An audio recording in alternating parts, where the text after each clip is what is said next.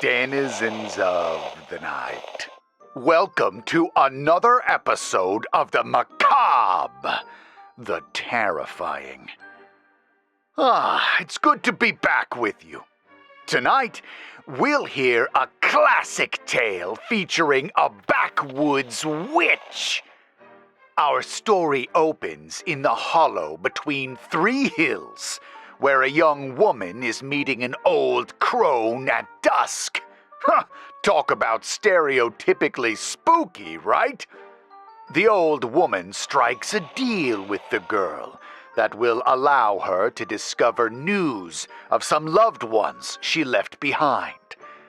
But as a wicked smile dawns on the crone's face and distant voices come riding on the wind, the young girl discovers the true price of the bargain she made. This story is called The Hollow of the Three Hills and was written by Nathaniel Hawthorne. Yes, that Nathaniel Hawthorne of Scarlet Letter fame. Enjoy. In those strange old times, when fantastic dreams and madman's reveries were realized among the actual circumstances of life, two persons met together at an appointed hour and place. One was a lady, graceful in form and fair of feature, though pale and troubled, and smitten with an untimely blight in what should have been the fullest bloom of her years. The other was an ancient and meanly dressed woman of ill-favored aspect, and so withered, shrunken, and decrepit that even the space since she began to decay must have exceeded the ordinary term of human existence.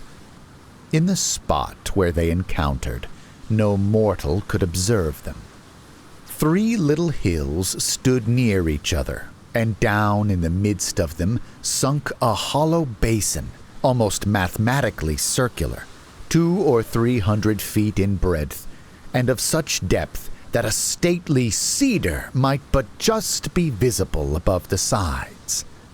Dwarf pines were numerous upon the hills, and partly fringed the outer verge of the intermediate hollow, within which there was nothing but the brown grass of October, and here and there a tree trunk that had fallen long ago and lay mouldering with no green successor from its roots. One of these masses of decaying wood, formerly a majestic oak, rested close beside a pool of green and sluggish water at the bottom of the basin. Such scenes as this, so gray tradition tells, were once the resort of the power of evil and his plighted subjects. And here, at midnight or on the dim verge of evening, they were said to stand round the mantling pool, disturbing its putrid waters in the performance of an impious baptismal rite. The chill beauty of an autumnal sunset was now gliding the three hilltops, whence a paler tint stole down their sides into the hollow. "Here is our pleasant meeting come to pass," said the aged crone, "according as thou hast desired. Say quickly what thou wouldst have of me, for there is but a short hour that we may tarry here." As the old withered woman spoke, a smile glimmered on her countenance, like lamplight on the wall of a sepulchre. The lady trembled, and cast her eyes upward to the verge of the basin, as if meditating to return with her purpose unaccomplished. But it was not so ordained. "I am a stranger in this land, as you know," said she at length. "Whence I come it matters not, but I have left those behind me with whom my fate was intimately bound, and from whom I'm cut off forever. There is a weight in my bosom that I cannot away with, and I have come hither to inquire of their welfare." "And who is there by this green pool that can bring thee news from the ends of the earth?" cried the old woman, peering into the lady's face. "Not from my lips mayst thou hear these tidings. Yet be thou bold, and the daylight shall not pass away from yonder hilltop before thy wish be granted." "I will do your bidding though I die," replied the lady desperately. The old woman seated herself on the trunk of the fallen tree, threw aside the hood that shrouded her gray locks, and beckoned her companion to draw near. "Kneel down," she said, "and lay your forehead on my knees." She hesitated a moment, but the anxiety that had long been kindling burned fiercely up within her. As she knelt down, the border of her garment was dipped into the pool. She laid her forehead on the old woman's knees, and the latter drew a cloak about the lady's face so that she was in darkness. Then she heard the muttered words of prayer, in the midst of which she started and would have arisen. "Let me flee! Let me flee and hide myself, that they may not look upon me!"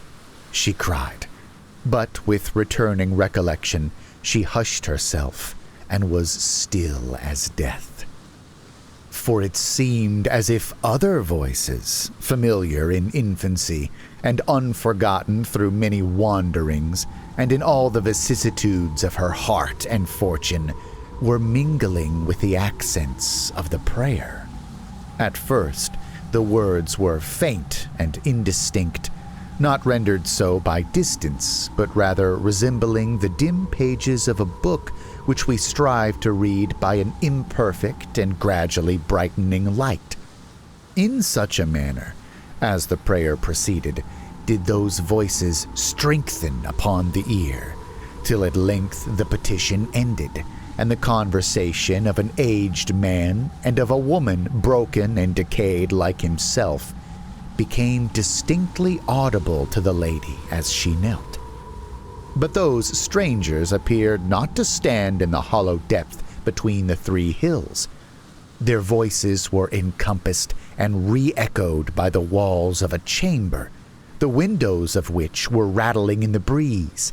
The regular vibration of a clock, the crackling of a fire, and the tinkling of the embers as they fell among the ashes rendered the scene almost as vivid as if painted to the eye. By a melancholy hearth sat these two old people, the man calmly despondent, the woman querulous and tearful, and their words were all of sorrow. They spoke of a daughter, a wanderer they knew not where, bearing dishonor along with her, and leaving shame and affliction to bring their gray heads to the grave. They alluded also to other and more recent woe, but in the midst of their talk, their voices seemed to melt into the sound of the wind sweeping mournfully among the autumn leaves. And when the lady lifted her eyes, there was she kneeling in the hollow between three hills. "A weary and lonesome time yonder old couple have of it," remarked the old woman, smiling in the lady's face. "And did you also hear them?" exclaimed she, a sense of intolerable humiliation triumphing over her agony and fear. "Yea, and we have yet more to hear," replied the old woman. "Wherefore, cover thy face quickly." Again, the withered hag poured forth the monotonous words of a prayer that was not meant to be acceptable in heaven, and soon, in the pauses of her breath, strange murmurings began to thicken, gradually increasing so as to drown and overpower the charm by which they grew. Shrieks pierced through the obscurity of sound and were succeeded by the singing of sweet female voices, which, in their turn, gave way to a wild roar of laughter, broken suddenly by groanings and sobs, forming altogether a ghastly confusion of terror and mourning and mirth. Chains were rattling, fierce and stern voices uttered threats, and the scourge resounded at their command. All these noises deepened and became substantial to the listener's ear, till she could distinguish every soft and dreamy accent of the love songs that died causelessly into funeral hymns. She shuddered at the unprovoked wrath which blazed up like the spontaneous kindling of flames, and she grew faint at the fearful merriment raging miserably around her. In the midst of this wild scene, where unbound passions jostled each other in a drunken career, there was one solemn voice of a man, and a manly and melodious voice it might once have been. He went to and fro continually, and his feet sounded upon the floor. In each member of that frenzied company, whose own burning thoughts had become their exclusive world, he sought an auditor for the story of his individual wrong, and interpreted their laughter and tears as his reward of scorn or pity. He spoke of a woman's perfidy, of a wife who had broken her holiest vows, of a home and heart made desolate. Even as he went on, the shout, the laugh, the shriek, the sob rose up in unison till they changed into the hollow, fitful, and uneven sound of the wind as it fought among the pine trees on those 3 lonely hills. The lady looked up, and there was the withered woman smiling in her face. Couldst thou have thought there were such merry times in a madhouse? Inquired the latter. True, said the lady to herself. There is mirth within its walls, but misery without. Wouldst thou hear more? Demanded the old woman. There is one other voice I would fain listen to again, replied the lady faintly. Then lay down thy head speedily upon my knees, that thou mayst get thee hence before the hour be past. The golden skirts of day were yet lingering upon the hills, but deep shades obscured the hollow and the pool, as if somber night were rising thence to overspread the world. Again, that evil woman began to weave her spell. Long did it proceed unanswered, till the knolling of a bell stole in among the intervals of her words, like a clang that had traveled far over valley and rising ground, and was just ready to die in the air.